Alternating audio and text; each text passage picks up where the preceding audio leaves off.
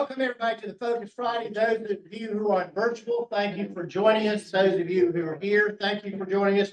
Our Focus Friday is presented by Novant Health, Huntersville Medical Center, WSIC, which every morning, 7 o'clock to 9 o'clock, Justin is doing Good Morning LKN. So he never here for one of these, but we appreciate WSIC. Business Day, Cornelius Day. Dave Yoakum may join us, but if he doesn't, I'll make sure this is recorded so that he can use it. So anything you say may end up in the newspaper. So there's that. Again, Nicole Burton is with us. She is with Novant Health Huntersville Medical Center. She runs their foundation. Nicole, what's happening with Huntersville Medical Center? Good morning, everyone. Glad to be here today. Wanted to provide a quick update on behalf of Mike Riley, our president of Huntersville Medical Center.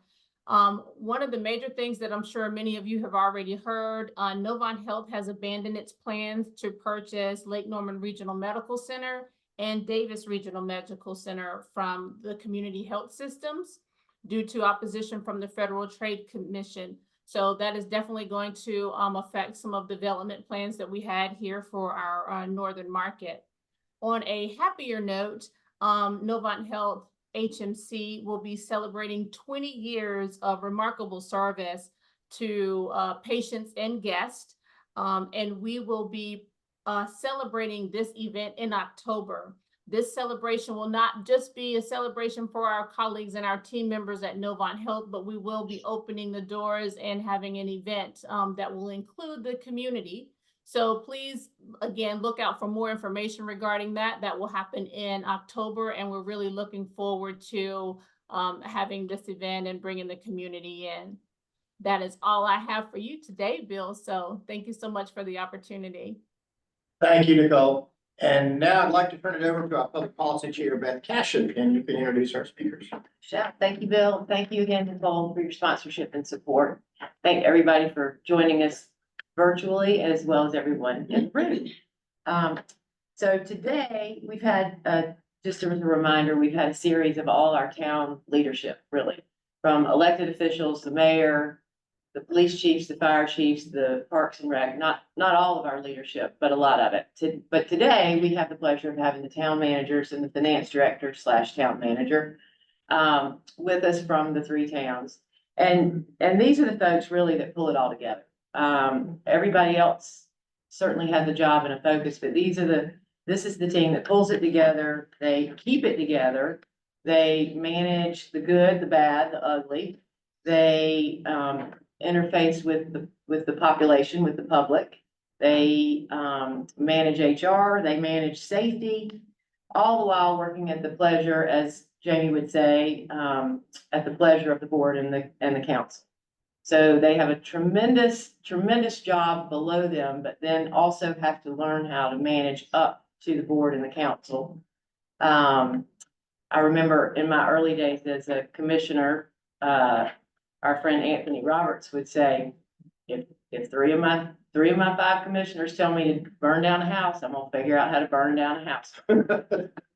So there were lots of lessons that way. The beautiful thing about the towns of Cornelius, Davidson, and Huntersville is the ability to work together as we've done for years. And I think this group of folks is probably instrumental in how that works throughout their department, with their board, with their commissioners, and certainly with them. There was another fun memory of my time when, yet again, this was prior to Jamie arriving in Davidson, when I would call and lean on Cornelius a little bit for some advice, and I'd call Anthony up and say, explain to me how this works and what we're doing. And he'd say, well, I'll tell you how to get to the finish line, but you're gonna be one step behind me. Okay, yeah, I had to figure out how to get to the next step, but everyone here has been great at building our region, building our chambers network, building our businesses. So for that, we appreciate everything you guys do.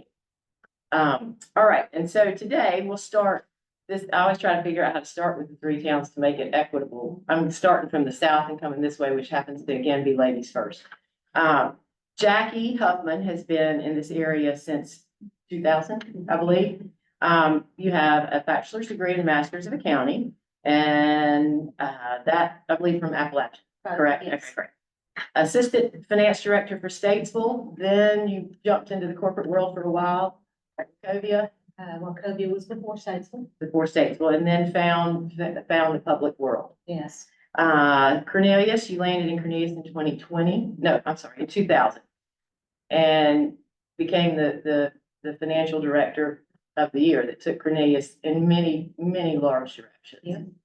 Yeah. Was there until 2016, then I believe went to Huntersville in 2016 and acted as interim town manager there for a short period of time before Huntersville snagged Anthony as well. So Cornelius Huntersville, that's a fun little competition there. But so Jackie, welcome. Tell us a little bit more about you and about your journey and what goes on in Huntersville. I really appreciate you having me. In case I get too far off the rails, again, Anthony's here, so please help me with that. I've been a CPA since '94, and so in spite of the fact that I've been in the manager's office now since 2017, Anthony still lets me do the things I'm comfortable with, which is hanging out with the numbers. And you just naturally watch me light up about when I talk about the numbers in a budget. That's where I go. Audit, we talked about our do from, so I can do government accounting when I need to, but there are several departments that I supervise directly that get me a little bit out of the numbers detail. Every day is different. I'm incredibly motivated. This is a lot of fun. Okay, and I prompted you early, smallest budget to where you are today. Huntersville's budget's been $110 million for the last couple of years. So it's easier to do the bigger budget. I don't remember how small the smallest one was. I'm sure there were years when the Cornelius general fund budget was under 10 million back in the early 2000s. Our capital improvement program, wherever I was, always adds some additional dollars. So there's an awful lot going on, and there's multiple funds, so there's not just the general fund. But yeah, the numbers that we've added some zeros to the end. All right, Andrew. Andrew has been with the town of Cornelius since 2001, 2003, right? Andrew came to us, he has a bachelor's of science in North Carolina State and an MBA, Master of Health Administration from Pfeiffer University. You also are the ICMA certified manager of all the credentials. I think you worked in an environmental health specialist in Union County and then you were the town manager at Kershaw. Yep. For a couple of years before you came as the assistant town manager in Cornelius. That's right. And then took the role as town manager in 2018. That's right. Yeah. Welcome, Andrew, thank and you. tell us a little bit about your journey. Well, so as I'm looking at Leah, Lee may not remember this, but she was part of the interview panel, her and Haython, of course. So fond memories. I had a lot more hair back then. I think I did too, actually. And a lot more patience probably as well. But no, it's been a great ride. As you mentioned, the relationship with the three towns up here is unique. I liken it to the triangle area for sports. I mean, it really is. You won't find this anywhere else. To be in a large metropolitan region and have growing communities, suburban communities, if you will, and the challenges we all face, and the fact that we're some of the largest communities in the state, even though we're suburbs of Charlotte, that brings a lot of unique challenges, and it's an exciting time. It's always been exciting for this position. It keeps me motivated. Great, welcome. All right, Jamie Justice. Jamie has a BA of Political Science from Methodist University and a Master of Public Administration in City and County Management from Appalachian State. You were the town manager of Troy, the town manager of Mooresville. You were the town manager of Matthews. Okay, and then you came to Davidson in 2015, if I remember correctly. You were there. Yeah. I was there. I got to interview Jamie. That was, we had a great deal of transition, and Jamie was a bright spot in a tumultuous time for the town of Davidson. So Jamie, welcome. Thank you very much. Yeah, I've enjoyed the ride too, and echo my colleagues. We're such good friends and work well together too. So, but yeah, the challenges are interesting. And thinking back on my career, the different towns, each one has such different and unique challenges. And so Davidson I really enjoy the challenges we have here, and I'm excited because some of the things we do are different than a lot of communities in the state. So it really is a unique opportunity, and I love working around this area. And I'm from Charlotte originally, so it's nice to stay home and be around here and be in familiar territory. So thanks for the opportunity to be here. Great. All right, so here's a question for the group, for the team.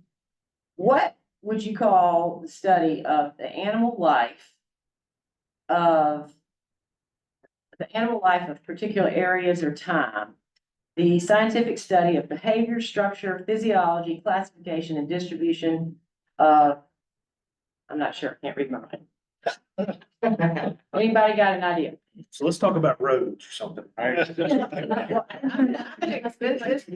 is a fun question to get into why Andrew Grant has more qualification than anyone else in this room as a town manager. Must be talking about zoology here. Absolutely.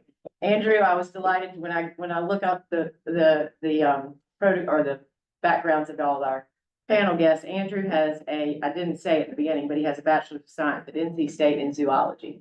And I thought that uniquely qualifies him for this area, for this region, for these people. No comment. No comment. Jamie, back to you said we have unique challenges in this area. Can you expand on that? What your thoughts are and unique challenges, what we have ahead of us, what you all, in a nutshell, accomplished, and then how you all work together?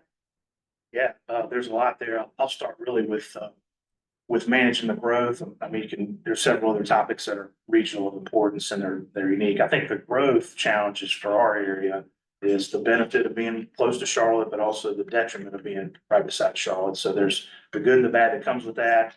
And trying to manage that growth, there's the common misconception that towns have the ability to basically stop growth or really have all this authority, and we don't. And that's a tough educational component to get over with citizenry, to be folks to understand that. And how can towns operate within the legal framework of really trying to be measured and strategic with how we grow, what that looks like. And that's always a challenge, getting residents to understand the vision, the big picture we're trying to accomplish over a longer period of time. And think beyond just the short term and what's happening right next door in my backyard. So those are that's the issue we wrestle with on a regular basis. Wish there was a magic bullet. There's not. But I think we all face that. How do we manage it for our communities the best that we can? So that's the number one thing that we do. So I believe when I was speaking with the mayors, I had done a little calculation that roughly there are more than 1,000 houses teed up for work 115 Main Street from Davidson to Huntersville, whether they're apartments, single family, they're planned developments that I don't know when they will happen or won't happen, but how do you all as town managers advise and work through your planning department and what you can and can't take? And then how do you coordinate that back to transportation? That's one problem or one issue that this region always will have. We have the lake, which is a large part of the problem of transportation. But you have your 3 highways that all, pour into one, which is 115 Main Street, Huntersville, Davidson, Cornelius. So how do you coordinate, or how do you long-term now say, if you draw a line in the sand and say we have 1,000 houses that are, or 1,000 units that are teed up for this area, what's too much? And when can you pull back on the planning and the opportunity for developers to come in and add more to that? Yeah, so I'll jump in. I think you mentioned roads. I'll say for about 5 years now, we do a citizen budget survey. We always ask what the citizen top priorities are. Roads, or I should say transportation, is always, and rightfully so. And to answer your question, Beth, I mean, I'll look at it like this. If you are just starting to plan for your roads now, for the future roads and new roads, widening roads, improvement projects, you're behind. The projects that are coming out of the ground for us now are partnership projects with DOT, and also the projects that we've managed and constructed ourselves as town projects. Those all were birthed, if you will, as concept decades ago. And people find it unusual, but that's just the process, the nature of the beast, if you will, for projects. So at Cornelius, we have 7 active projects that we're working on now within CDOT that will be game changers for our community. And in the meantime, you have, as you said, the challenges with growth. And the way I answer your question is, you have to look at everyone's land use plan. The land use plans for all of our communities are the policy documents that sets the table for how we will grow the densities, residential versus commercial, how tall your building should be, you know, all of that, which plays into the effect of how the roads are utilized, what types of roads you need. So you almost have to marry the two. And I think in Cornelius, once we have road projects, individuals will see that it's married up pretty well.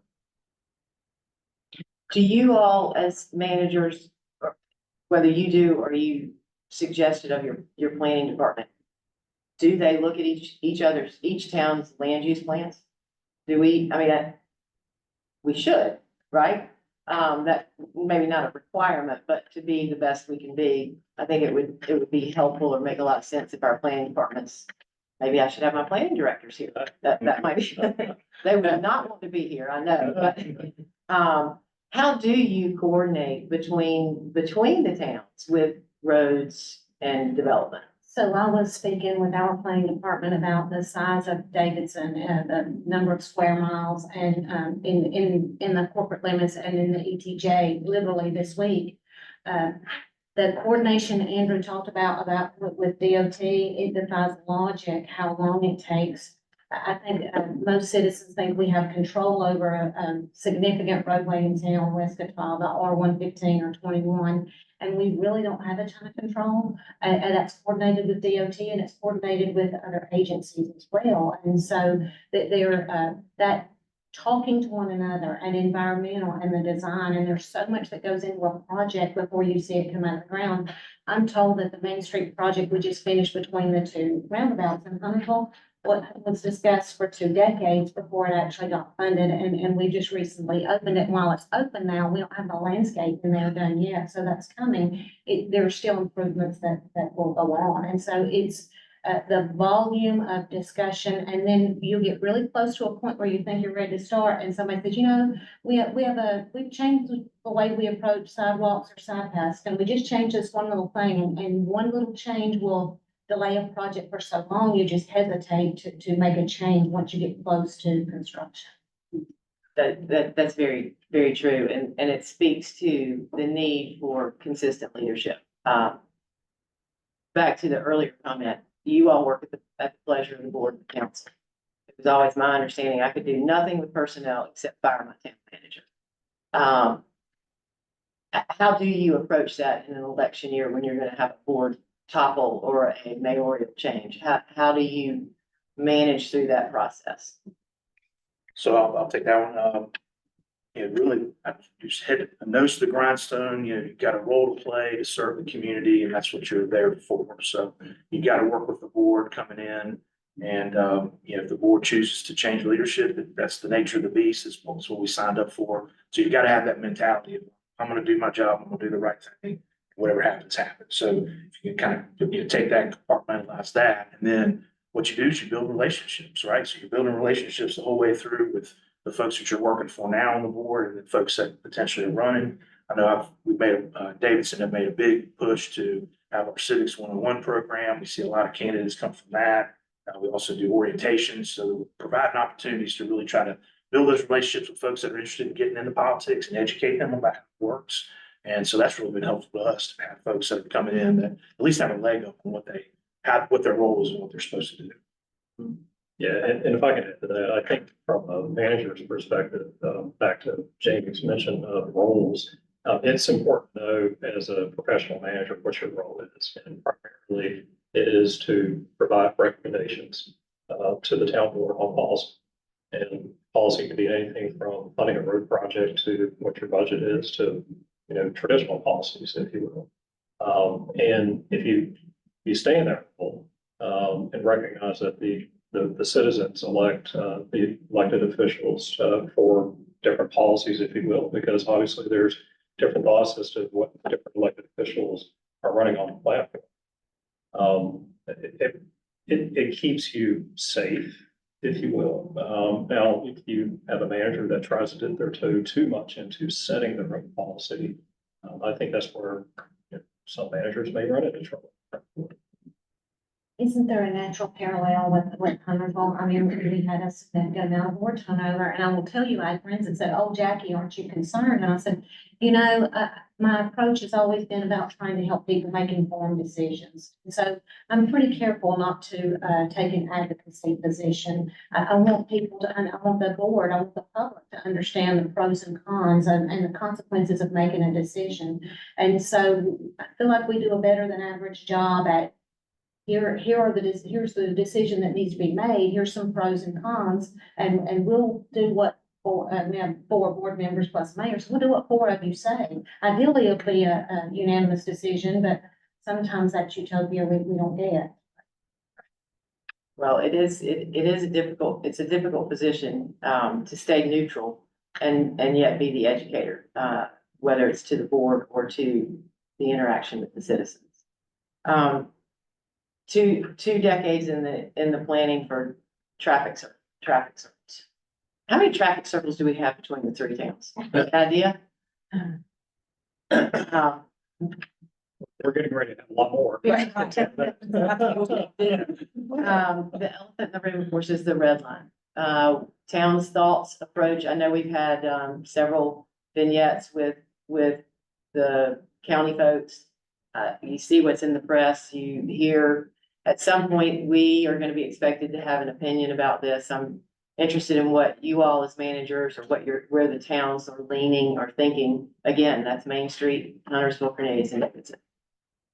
So for Davidson, we value multimodal transportation policy. That's the way we look at things. So we're trying not to design everything for single occupancy vehicles. So that means we want to be pedestrian friendly and we want to have multiple ways to get around the community. And we know we're not in a bubble, so we've got to work within a regional transportation network. And so that's been our approach to that. So with that, that means transit in addition to all the other modes of travel. And so we've been planning for transit line in Davidson for several decades now, just like our neighbors have. So we do see that as a vital cog in the wheel of having multiple options for folks to get around.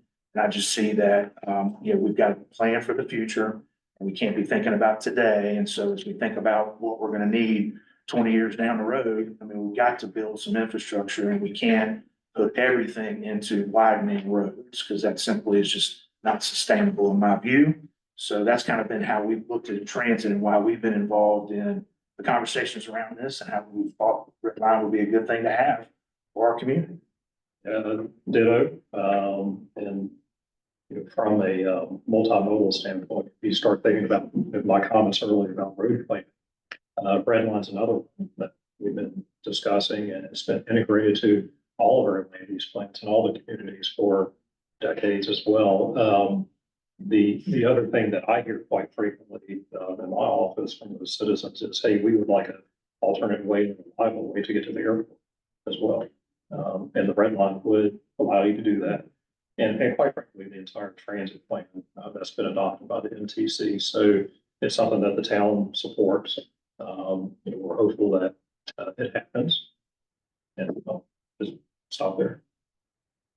And Huntersville's the first stop coming from Charlotte. My understanding that we have prepared for quite some time with multiple stations in Huntersville.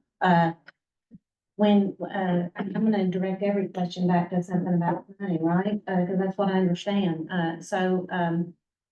Whatever municipality I work for, when we put a bond referendum out, it's the transportation bonds that always pass by the highest percentage. And so people, honestly, I would say we get more comments from citizens in Huntersville about how did you not anticipate this level of traffic and why are we waiting so long for improvements? And we're not always going to be able to go to the tax rate for those improvements. So we're gonna have to figure out how to move more people with as low cost as possible. And so I look for things to come. There's been a lot of it.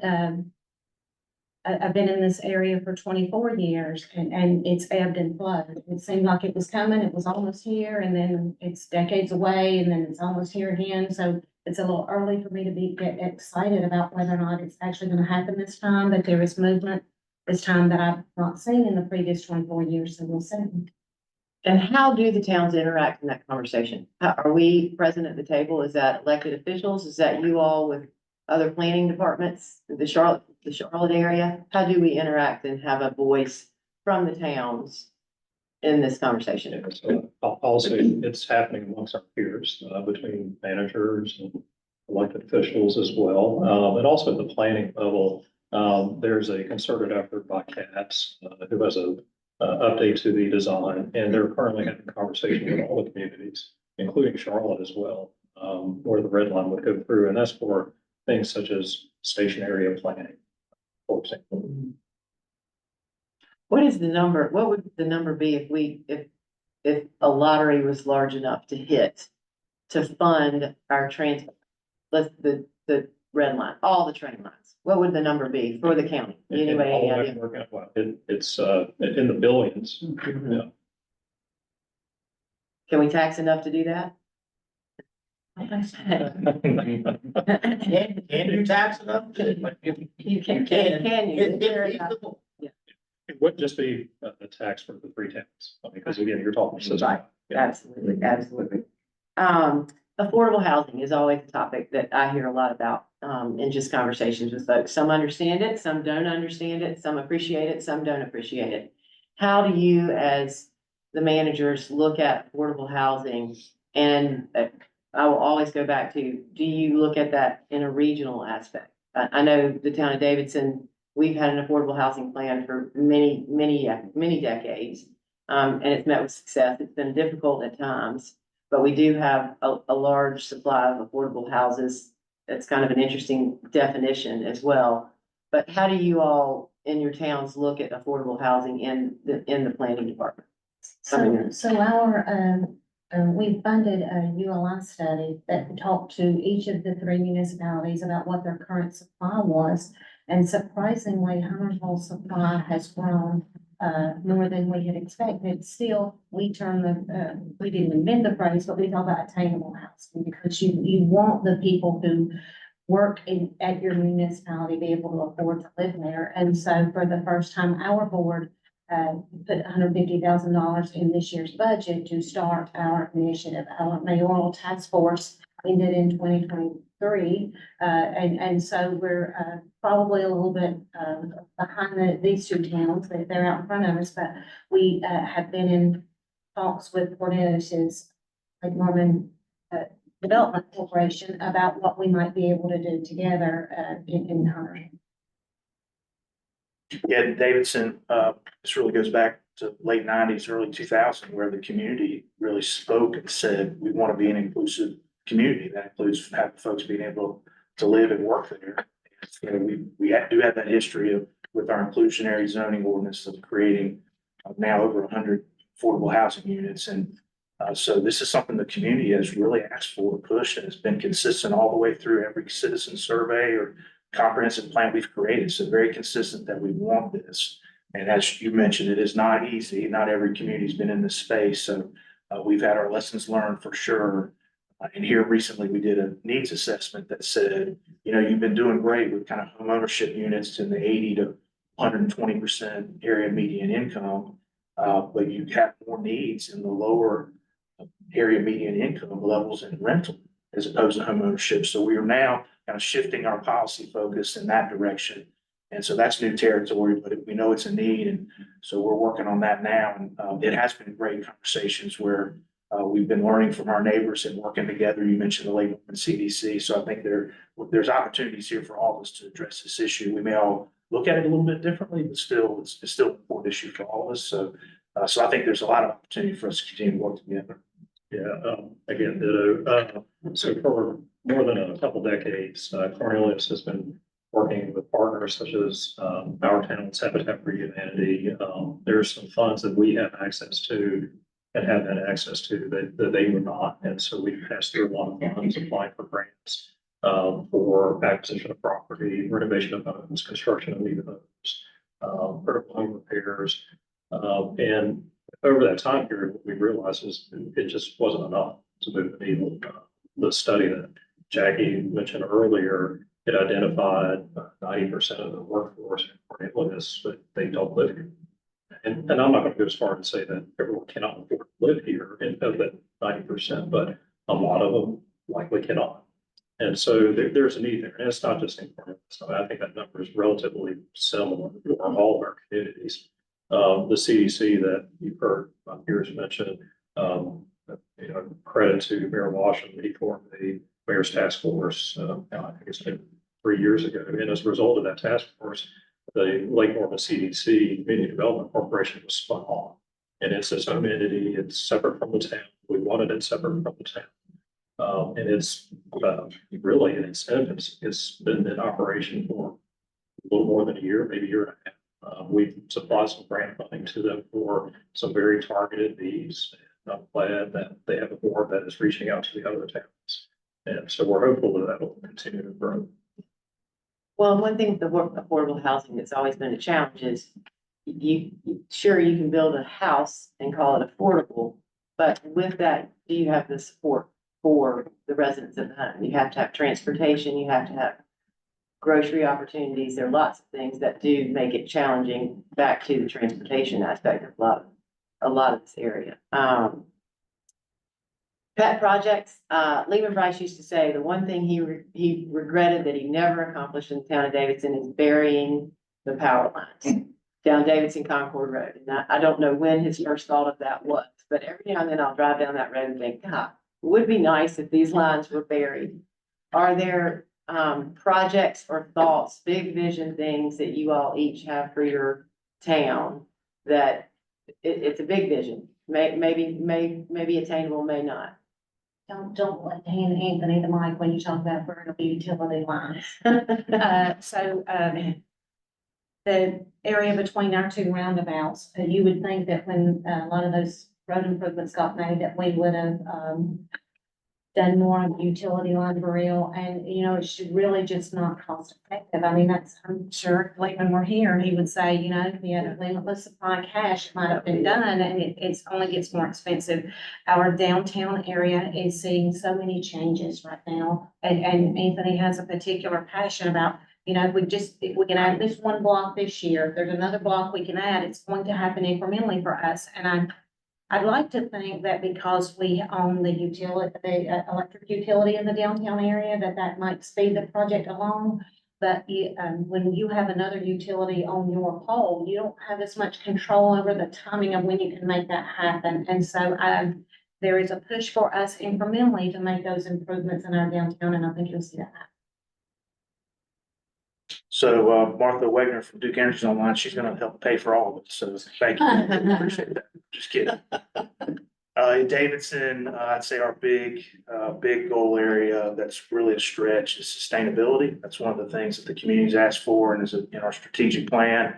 Town board says we need to really do something in this area, so we just recently adopted a climate action plan for our community. So we've got to set goals and really talk about what we want to achieve, and they're audacious. So by 2037, municipal operations are carbon neutral. By 2050, the whole community's carbon neutral. That's big. So that's really where we're going to have to stretch to reach those. For municipal operations, right? There's things we can do. We're putting solar panels on town hall. We're buying electric and hybrid vehicles. Those are somewhat relatively easy to do, but like the community, how do we get the community buy-in and all of us pull together to influence things in folks' homes, those kinds of things. And we hear all the time about, can't you ban, power, leaf blowers and things like that? Well, no, we can't. But man, wouldn't it be great if everybody was incented to get away from those? So those kinds of things where how can the community get involved with helping accomplish those goals? So that's a pretty big deal for us going forward. When you're talking about sustainability, it reminds me, I need to walk over to the deck. We had some electric charging stations put in the deck, I think, in this last month. I need to go over and see that. What were the dates again and the goals? Yeah, 2037 for municipal operations to go carbon neutral, and 2050 for the community. And we did hire a sustainability manager here in this last year, so we've got some expertise on staff that will lead us, and we're excited about what we can accomplish. Yeah, so there's so many things that I'd like to see happen.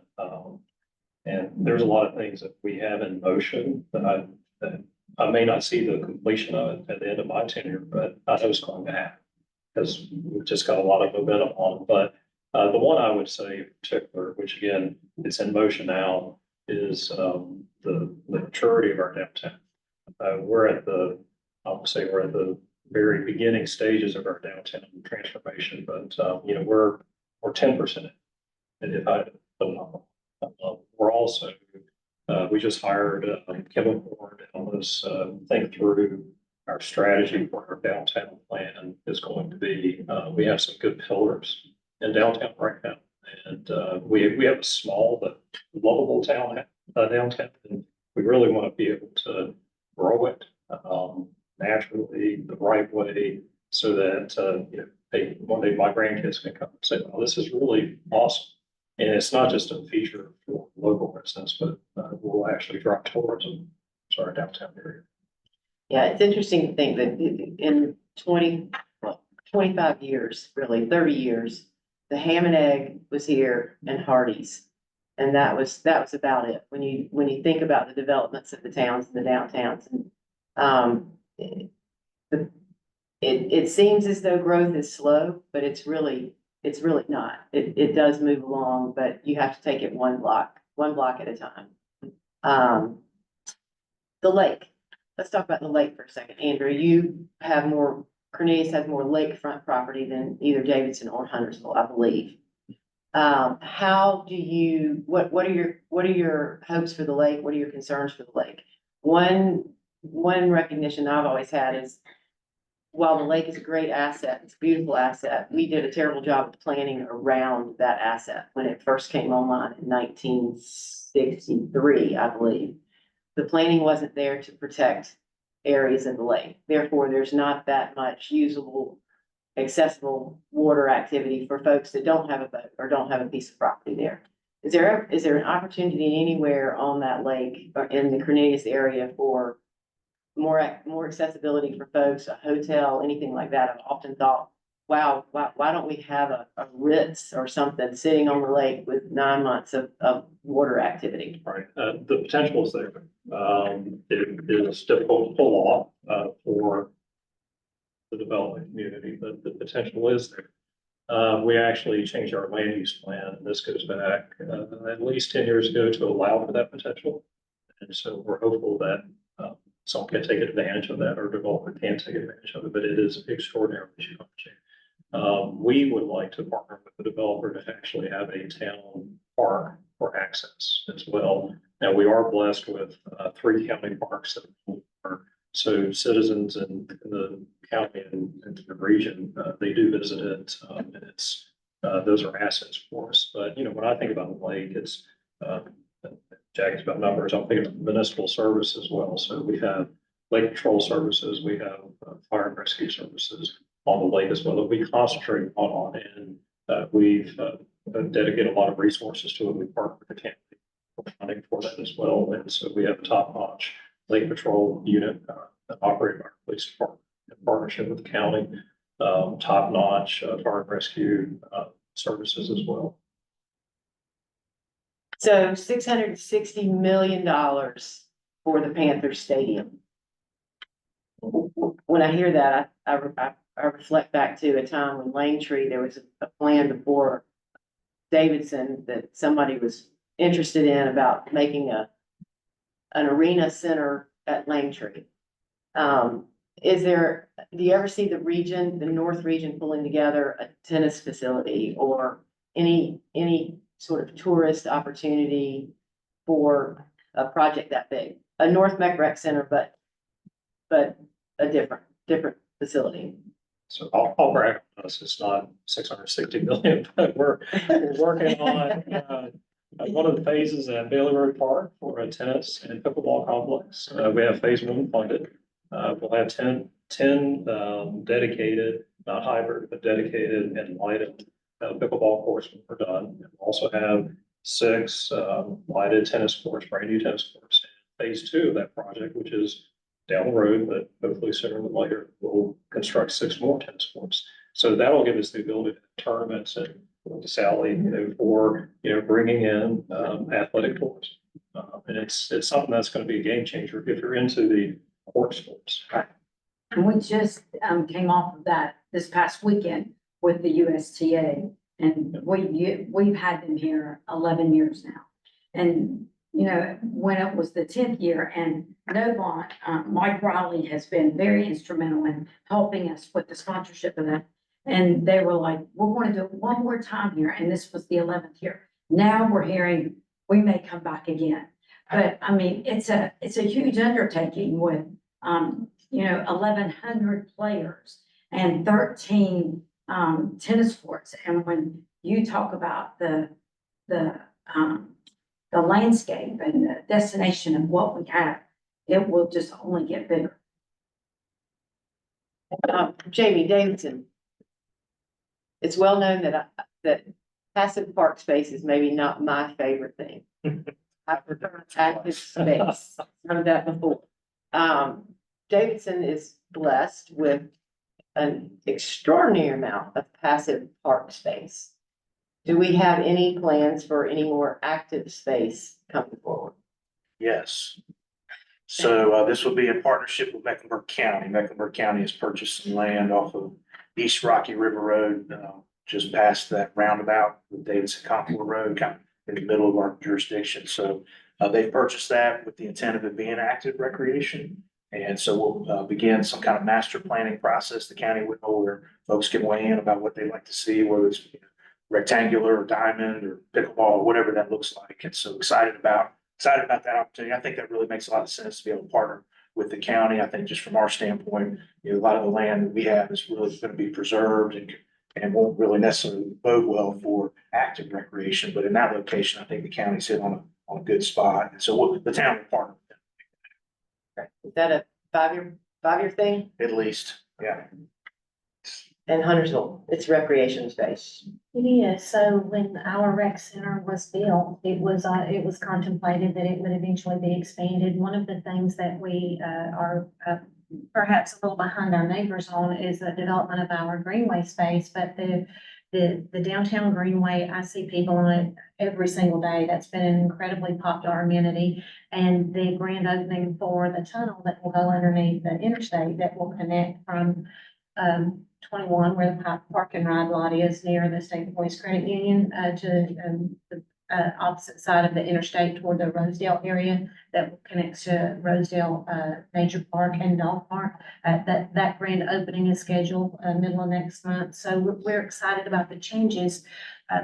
We have had an asset in Huntersville. Certainly a $660 million asset would require the coordination of a lot more entities than just the three of us. And so I'm not sure that that's on the horizon, but HFFA has trained Olympic dive athletes for a number of years. And we were literally in a meeting yesterday where we talked how with the Olympics coming up, that always provides a spark where people stay a little more interested in those dive facilities for a period of time afterward. And we're hoping to capitalize on that. That's a great point. There's so many activities up here, given our land availability, given the water, that we do have the diving facility. The Lake Norman YMCA offers adaptive skiing, which is we train world-class adaptive skiers who have won world-class tournaments, number 1 and number 2 in the world in the adaptive ski arena. But there are a lot of little known aspects of what we do every day. What are your concerns going forward, aside from transportation? We know transportation and roads are always going to be at the top of the list. What do you see as concerns for your growing towns moving forward? It's maintaining a quality of life. And we've all touched on it. Being right next to Charlotte, there's all this growth is coming in. What we hear from our citizens is they like the quality of life. That's why they move, and not just Cornelius, but all three towns. So it's difficult to maintain. I know you said don't talk about transportation, but it's difficult to maintain it without maintaining that transportation minimum baseline level, plus all the services. We're challenged every day to continue to provide the services and to raise the bar. You can't just say, hey, we were great 10 years ago. So for us, it's keeping the municipal service levels up, which, to Jackie's point about, there's just not enough money to partner, but you still have to try to partner or as much as you can, because we staff look at it, bracket staff. The question from our board was, hey, how much can you quantify how much we actually partner with everybody? And that's just, private entities, local governments. And we've really excelled in Cornelius, and we quantified it to, over the past 10 years, about $38 million worth of partnerships. And which is amazing.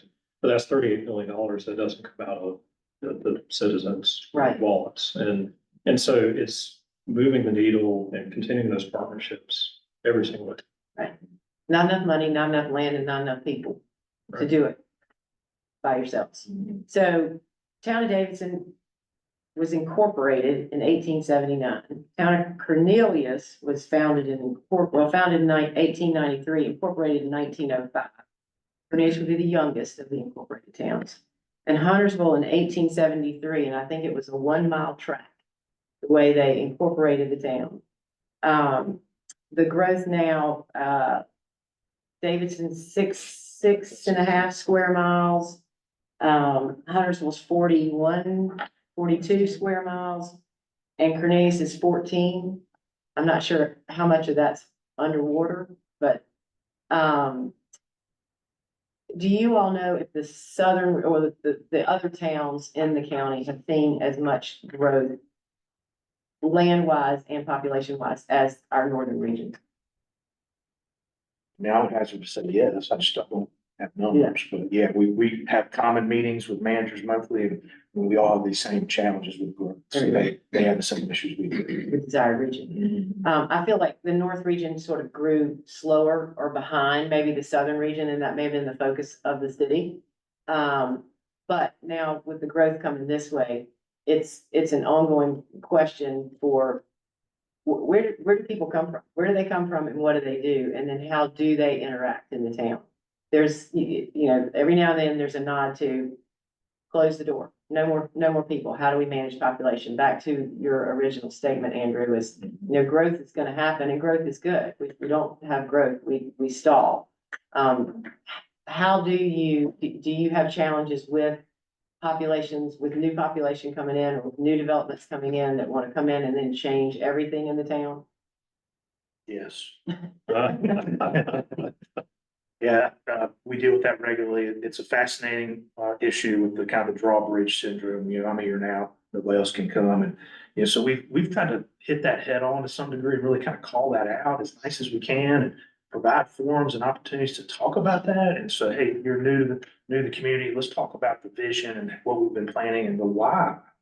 That's often the thing, get those aha moments with new residents. And Civics 101, that program happens every time we meet. Like, this is why we do it. And then people come away understanding that, and we say, go tell your neighbors, this is why this works. And we go out to the HOA neighborhoods, particularly new neighborhoods, and we talk to those folks about that to try to help educate about it. And we're interested in their thoughts. They're coming from their different perspectives too. The ideas that we can meld together. But yeah, the notion of let's be kind of selfish about these things, it just doesn't work. And so we've got to talk that through. I do think the civics classes, and I believe all 3 towns offer these civics classes now, is a great communication tool. How often do you run them? We usually do ours twice a year. There's frequently a morning class and an evening class, and sometimes they run concurrent, but sometimes one's in the spring and one's in the fall. It's very unusual for there to be it's the ultimate and unusual for there to be a native Huntersville resident, but it's honestly infrequent when we have more than one North Carolina resident. There's usually not even one. If there's a North Carolina resident in the room, it's usually the staff folks. There is a education process, right, associated with it. There are laws in the state of North Carolina that we just don't do things exactly like other places do. So it's an education process, but they picked coming here for a reason. The assessor's office puts out every year estimates of the assessed value, not just of the county, but of the city and all of the towns and our ETJs. And while I would say Huntersville is usually growing the fastest, the difference between the fastest growing municipality and the slowest growing one is incremental. I mean, 2 percentage points. It's not that different. The entire county, it continues to grow. So managing that growth to me will be one of the more challenging aspects. And for me, it's about we hold ourselves accountable for a high level of service. We just experienced appreciable changes in the way we deliver fire service, as our fire chiefs talked about when you had them here recently. We've been slower to add police officers, and we're doing a little catch up about that now. These are not inexpensive propositions, so that equilibrium between what services citizens want and what they're willing to pay for it, to me, that and what our downtown is going to look like are challenging. And what the citizens understand. I think there's often a Yes. big gap in what they want and what is understood. Huntersville does have a great deal going, not that all the towns don't have a great deal going on, but certainly in your downtown, around your town hall area, you have a great deal of change upon you. Absolutely. The school system talks about, in the not distant future, there will likely be improvement to Huntersville Elementary. That will change what downtown looks like between the two roundabouts and the amount of infill growth that's going on. It just, Huntersville looks different almost on a daily basis. Very good. Well, are there any other questions from any of the group here or online?